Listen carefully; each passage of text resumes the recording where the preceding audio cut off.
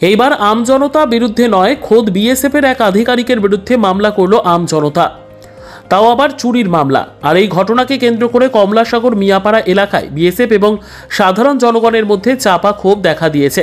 ঘটনার বিবরণে জানা যায়, কমলাসাগর মিয়াপাড়া এলাকার রাজু দেবের একটি মারুতি গাড়ি দেবীপুর পশু খামারের ভেতর থেকে চালকের অনুপস্থিতিতে সেই মারুতি গাড়িটি এবং গাড়িতে থাকা একটি মোবাইল চুরি করে নিয়ে আসে মিয়াপাড়া বিএসএফ ক্যাম্পের 150 বাহিনীর আইবি অপূর্ব বিশ্বাস। এমনই অভিযোগ এনে মধুপুর থানায় রাজুদেব আইবি অপূর্ব বিশ্বাসের বিরুদ্ধে মামলা দায়ের করেন মঙ্গলবার দুপুরবেলা। জানা যায়, গত 6 জুলাই রাজুদেবের একটি মারুতি ভ্যান গাড়ি, যার নম্বর TR07C0454, অন্যান্য দিনের মতো খামার থেকে চালক দিয়ে গবাদি পশুর জন্য ঘাস আনতে যায়। যদিও দীর্ঘদিন যাবৎ রাজুদেব তার গাড়ি করে গবাদি পশুর জন্য দেবীপুর পশু খামার থেকে ঘাস ক্রয় করে নিয়ে আসছে, সেই সূত্র ধরে গত 6 জুলাই তার মারুতি গাড়িতে করে তার চালক দেবীপুর পশু খামার থেকে ঘাস আনতে যায়। এমন সময় গাড়ির চালক খামারের মধ্যে গাড়িটি রেখে এবং গাড়ির ভেতর একটি মোবাইল রেখে পাশাপাশি গাড়ির চাবি রেখে ঘাস কাটতে যায়, কিন্তু ঘাস নিয়ে এসে দেখতে পায় তার গাড়িটি সেখানে নেই।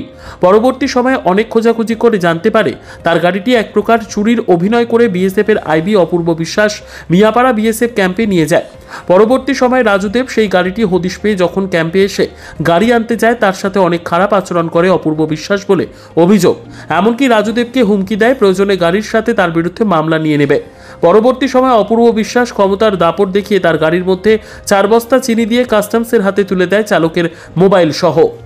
উল্লেখ্য, অপূর্ব বিশ্বাস যে সময় খামার থেকে গাড়িটি নিয়েছিল এবং যে জায়গা থেকে গাড়িটি এনেছে ওই ভিডিও দেখাতে পারেননি। পরবর্তী সময়ে অনেক আলোচনার পরেও সেই গাড়িটি দিতে নারাজ অপূর্ব বিশ্বাস। এদিকে গাড়ির মালিক রাজুদেব সাপ জানিয়ে দেয়, খামার থেকে এক প্রকার চুরির অভিনয় করে গাড়িটা নিয়ে আসে উদ্দেশ্য প্রণোদিতভাবে অপূর্ব বিশ্বাস তার গাড়িটিকে ফাঁসিয়ে দেয়। এদিকে রাজুদেব অভিযোগ করেন, গত কয়েক মাস পূর্বেও তার কাছ থেকে প্রচুর টাকা নিয়েছিল অপূর্ব বিশ্বাস। পরবর্তী সময়ে সে টাকা ফিরিয়ে দেবে বলেছিল, কিন্তু সেই টাকা ফিরিয়ে দেওয়ার কথা বলতেই রাজুদেবের ওপর ক্ষিপ্ত হয়ে থাকে। রাজুদেব বলেন, আমি কখনো অবৈধ বাণিজ্যের সাথে জড়িত নয়, কেন তাকে টাকা দিতে হবে? এমনকি গত কয়েকদিন পূর্বে 1 লক্ষ টাকা তার কাছে দাবি করেছিল দেওয়ার জন্য, আর তা না দেওয়ার ফল হিসেবে তার গাড়িটি এক প্রকার চুরি করে এনে ফাঁসিয়ে দেয় বলে অভিযোগ। এদিকে মধুপুর থানার পুলিশ সে মামলা হাতে নিয়ে তদন্ত চালাচ্ছে। উল্লেখ্য, 150 বাহিনীর বিএসএফের আইবি অপূর্ব বিশ্বাসের বিরুদ্ধে পূর্বেও অনেক অভিযোগ রয়েছে। প্রায় বাড়ি গিয়ে জনগণকে হয়রানি, এমনকি যারা বাণিজ্যের সাথে জড়িত নয় তাদেরকে হুমকি দিয়ে তারা তাদের কাছ থেকে টাকা আদায় এবং সর্বদাই মদ্যপান করে থাকে বলে অভিযোগ। এখন দেখার বিষয় পুলিশ চুরির মামলা হাতে নিয়ে বিএসএফের আইবির বিরুদ্ধে কি পদক্ষেপ নেয়। গত এই মাসের 6 তারিখ আমার গাড়ি প্রত্যেক দিনের মতো এনে ঘাসের লিগে আইছে। ড্রাইভারে আমার গাড়ির ভুলবশত চাপি আর মোবাইল গাড়িতে ফালাইয়া নিচে গেছে ঘাসের পূজা আনতে। আয়া দেখে কিছুক্ষণ পরে আয়া দেখে এনে গাড়িটা নাই। পরে খবর লইয়া দেখছে ড্রাইভারে এখানে ডিউটি আসলো, ডিউটি করতে আসে বিএসএফ গাড়িটা এনতে লইয়া গেছে না কই একার হয়ে গেছে। তারপরে খবর লইয়া দেখলাম বিএসএফ ক্যাম্পে গাড়িটা আছে। কি গাড়িটা ছিল? মারুতি ভ্যান। কোন জায়গা থেকে নিয়েছে এটা? এটা এই ফার্মের ছাগলের শেডের সামনে থেকে। তারপর পরে খবর লইয়া দেখলাম যে বিএসএফ ক্যাম্পে গাড়িটা আসলো। পরে সবাই পুলিশের আশ্রয় নিয়েছি। পুলিশও জিজ্ঞাসা করছে যে গাড়িটা কীভাবে আইছে।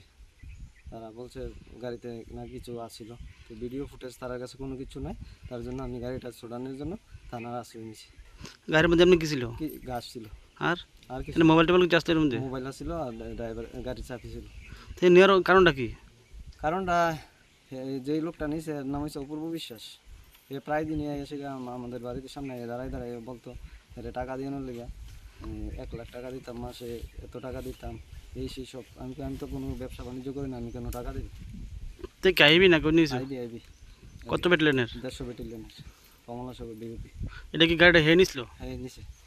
তার মানে কি কি দিছেন? আমার গাড়িটা যেভাবে ছোটানোর ব্যবস্থা এইভাবে করবেন। পুলিশের আশ্রয় নিয়েছি আমি, থানাতে গিয়েছি। আপনি কি চুরির ছিনতাই মামলা, চুরির মামলা দিয়েছি। আর নামে চুরি করে নিয়ে গেছে গাড়িটা। গাড়িটা এখন কোথায় আছে? কমলাসাগর ডিউটিতে আছে। না শুনতে পেলাম নাকি চিহ্ন ছিল নাকি এর মধ্যে, গাড়ির মধ্যে ছিল না। তো তারা চিনি থাকলে ফুটেজ দেখাক না, ভিডিও ফুটেজ প্রুফ দেখাক। যদি চিনি থাকে আমি গাড়ি আনতাম না, ওইখানে করে থাকবো আমার গাড়ি। এমনি আইবি কি অন্য কিছু করেন এমনি? হ্যাঁ, সবার বাড়ি আইটা টাকা বিচারে, টাকা দিতে হয়।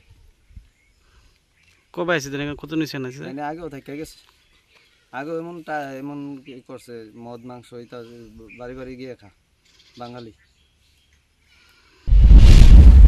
নিজস্ব প্রতিনিধির রিপোর্ট, দুরন্ত টিভি।